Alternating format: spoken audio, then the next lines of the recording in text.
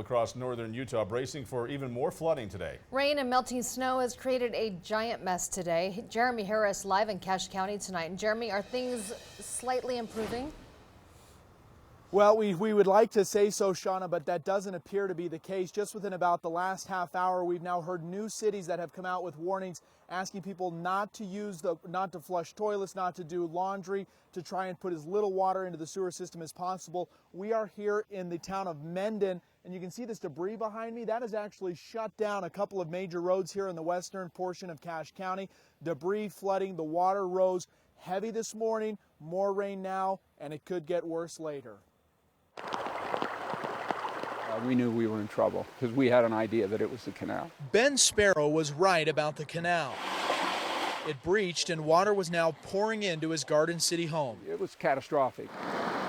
He and other homeowners in Harbor Village were met by city fire crews who worked quickly to get the water away. They were here in the middle of the night trying to fix things, and they got it all diverted. Could have been much worse. They pretty much ruined their basement. Down in Cache County, a similar story. This Logan homeowner's bedroom ceiling was dripping all night. Then, this morning, it came down completely. Trying to prevent instead of let it happen.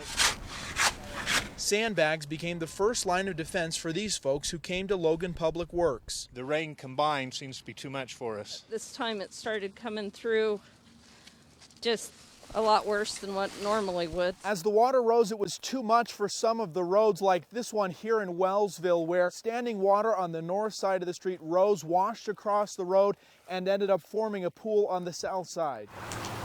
As the rain continues, city crews fear they will likely be dealing with more of the same on the roads and the homes for the rest of the evening. This is a worse year as far as water and snow, and the warm temperatures certainly aren't helping, so I'm assuming that the rest of the day this is just going to increase. So what do things look like tonight and into tomorrow? Well, as we heard from Sterling in his forecast at 5 o'clock, as the temperatures get colder, that's good news because we don't want the snow to melt. But at least for right now, the rain is continuing up here. We do see a lot of snow melting, a lot of people who are trying to pump water out of their homes.